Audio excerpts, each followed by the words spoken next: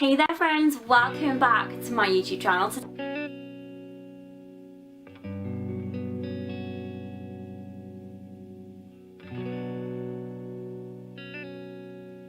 Hi everyone, welcome back to my YouTube channel. I hope you're having a great day. Today I've got another book review for you guys as always, and today it is of Vox by Christina Dalcher.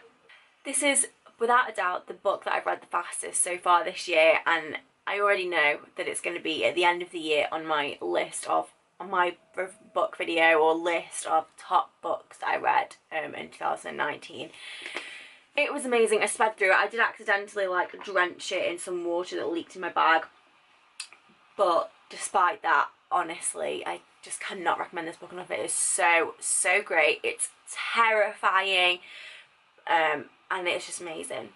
So if you've not heard of Vox, Vox is dystopian fantasy set in a not too far away America, where the conservative arm and political arm of the country have taken over, and women have had their passports taken away, they can't write, their bank accounts have been frozen, and following this I then had these counters, these metal counters put on their wrist which count the amount of words that they say every day, and women cannot speak over 100 words. And if they do, they get an electric shock, and then the more they go over 100, the worse that gets. And this gets put on at the age of 3 months. And in this book we follow a lady called Jean McKellen. She's a doctor, a neuro-linguist, the best of the best. We follow her. She's a mother of 4, trying to figure out how to live in this world. You know, she is this professional doctor, one of the best in her field, if not the best in her field, with 4 kids, and her husband is a medical doctor, and it's her. This book kind of flips between her looking back at how this happened and also the present day and what's actually going on. And it's such an interesting book. It's, as I say, it's kind of terrifying. If you've seen or read The Handmaid's Tale, if you've read The Power, I think you would highly enjoy this. It's so good, it's so gripping. Someone said to me when I put on Instagram that I was reading this that they thought that the end was a little bit rushed, and I do agree with that. The end is a little bit fast. This book is only 380 pages, and I think it could easily have been another 50 pages longer and felt a little bit less rushed, but at the same time I just didn't care. It was so good, it was so gripping. It's just such a tale for our times. One of the key things that happens in this is that it looks back.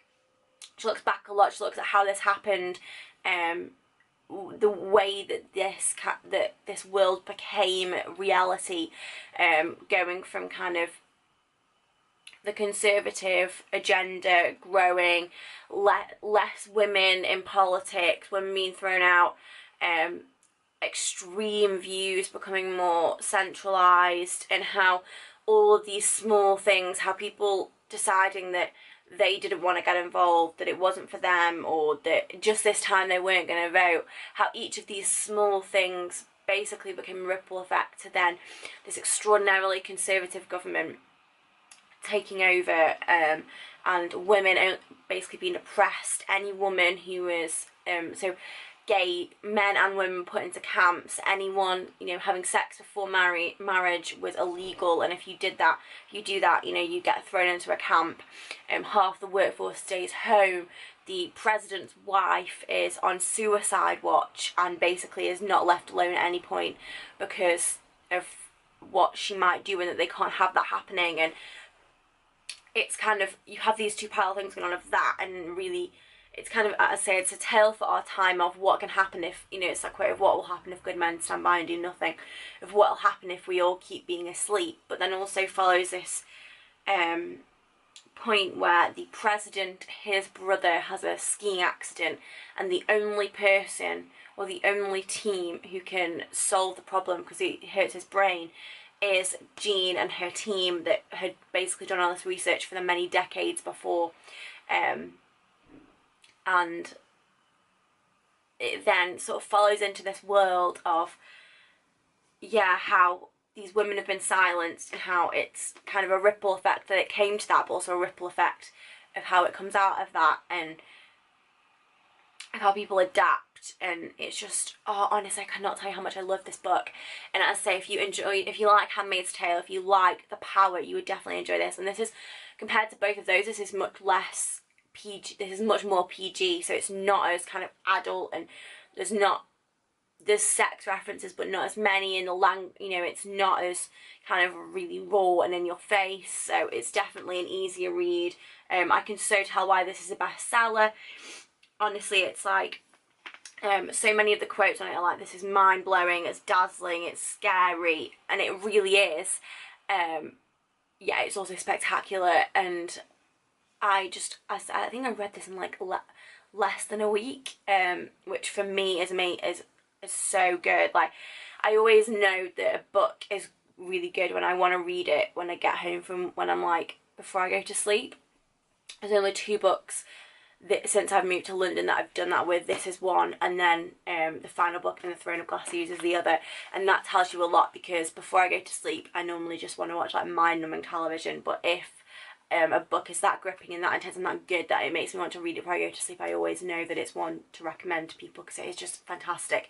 And this world is so, it's so close to our own, and the way that Christina Dalcher uses language and words, and the way that she describes how it happened and how it went from the America that we know today, even including references to the first black president, how it went from that to this world where anyone that's different, so within this world black people are not oppressed. However, the inference is that is what's coming next. But if you are a woman, if you're gay, if you believe something different, you basically are thrown into a camp where you are oppressed. And it's also like this big punch in the gut of how scared some of these men are of the voice and the power of women, that they basically want to take away their words, and take away that freedom of speech, because of how, in a way, scared they are, and they just wanted women to be subservient, and how that use of voice really was powerful. Also, at the end, there's a reference to the fact that when things, I won't try not to give away too much, but when things changed, how these voice counters still weren't on, yet they managed to like make a difference, and still weren't off, sorry, and they still managed to make a difference. And it's spectacular. Like, it blew my mind. It's so good. I said I already know this is going to be up there with one of my favourite books of the year. In a way it's really easy to read, because it is, compared to a lot of the books I read, it's quite short. It's really easy to stick in your bag. The good thing is, this is the one that's going to make you cry, or it didn't make me cry anyway, so you can read it on public transport without looking like an absolute weirdo. I would highly recommend this book to everyone. I think it's really thought-provoking, really spine-chilling, spectacularly written, and because of how Christina Dalcher writes it, looking back and using Jean to think about how things used to be, and then showing you how it went from what we have in present-day America and present-day world now to what it then becomes in this dystopian world. It's kind of really scary because of how easy it could happen, and the small events which it then shifts into this oppressive dictatorship of a world. It's really thought-provoking, and I think that's actually, I think, really important. So those are my thoughts on Vox by Christina Dalcher. As you can imagine in here, I absolutely adored this book. I'd highly recommend it, so do go and pick this up. I think, pretty sure this is going to be a standalone, so it's, you know, it's not a big commitment, like a lot of the other books that I recommend.